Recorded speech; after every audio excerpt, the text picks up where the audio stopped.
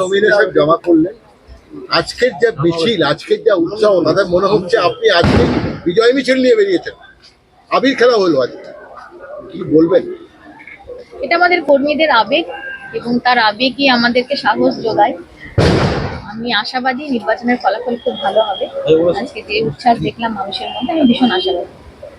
বাবার যে কাজ, সেই কাজ কতটা বাকি আছে, কিভাবে আপনাকে যদি মানুষ আশীর্বাদ অবশ্যই করবে আশা রাখি, এবং কিভাবে আপনি এলাকাকে সেই জায়গায় পৌঁছে নিয়ে যাবেন বাবার যে অসমাপ্ত কাজগুলো? আপনারা জানেন যে সামনের যে বিধানসভা নির্বাচন সেটা 2026 সালে, খুব বেশি দেরি নয়, আমার হাতে হয়তো কয়েকটা মাস সময় থাকবে। বাবার কিছু স্কিম অলরেডি তৈরি হয়ে আছে। আমি ফার্স্ট প্রায়োরিটি দেবো বাবার সেই সমস্ত অসমাপ্ত কাজগুলোকে সম্পন্ন করা।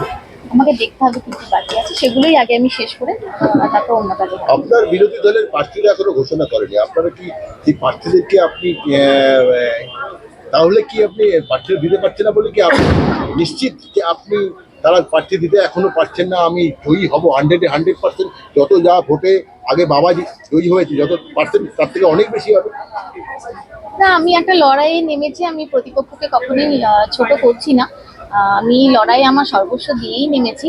তবে আমার বিশ্বাস তৃণমূল কংগ্রেসের আমাদের যে কালীগঞ্জ ব্লকের সংগঠন খুব শক্তিশালী সংগঠন, আমরা ভীষণ বড় একটা মার্জিনে নির্বাচনে জয়ী হবো, সেটা আমার বিশ্বাস। তার জন্য আমরা যতটা ছিল অবশ্যই আমাদের টার্গেট হচ্ছে বাবার মার্জিনকে ছাড়িয়ে যাবে। হ্যাঁ, আমি আশা করছি, মানুষের মধ্যে যে উচ্ছ্বাস দেখছি, আবেগ দেখছি, আশা করছি।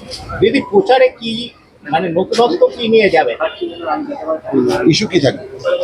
দেখুন, আমাদের এইবারের যে উপনির্বাচন, আমার মূলত এটাই ইস্যু হবে। বিগত দিনে আমাদের তৃণমূল কংগ্রেস আমাদের দিদির হাত ধরে যে সমস্ত উন্নয়ন করেছে পুরো পশ্চিমবঙ্গ জুড়ে, সেই উন্নয়নকে হাতিয়ার করে আমি প্রচারে নামবো।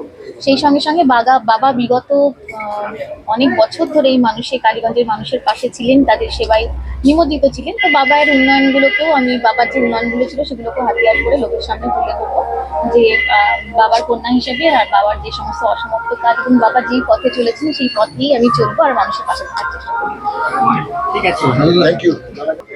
আজকে আমি নমিনেশনের পেপার জমা দিলাম। আপনারা জানেন তৃণমূল কংগ্রেস এমন একটা দল যারা নারীর ক্ষমতায়নে বিশ্বাস করে। গত লোকসভা ভোটেও দেখেছেন যে আমাদের যতগুলো এমপি ছিল তার মধ্যে প্রায় 38% মহিলা ছিল।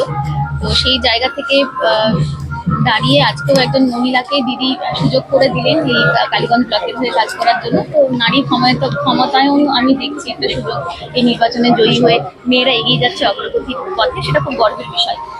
সেক্ষেত্রে আপনার কি মনে হয় যে এই উপনির্বাচনে আপনি লাল সাহেবের মেয়ে হিসাবে নমিনেশন পেয়েছেন, নারী শক্তি জাগানোর জন্যই আপনাকে নমিনেশন দেওয়া? দেখুন, একটা উপনির্বাচনের ক্যান্ডিডেট যখন ডিসাইড করা হয়, সার্বিক একটা দিকই দেওয়া হয়। লাল সাহেবের মেয়ে হিসেবে অবশ্যই তিনি কনসিডার করবেন, সেই সঙ্গে সঙ্গে ক্যান্ডিডেটের একটা যোগ্যতার বিষয় থাকে। আমার মনে হয় বাবার যে সমস্ত গুণাবলী আছে আমার মধ্যে আছে, যেগুলো কাজ করতে আর আমার নিজস্ব যে শিক্ষা সেগুলোকে হাতে করে এগিয়ে চলতে।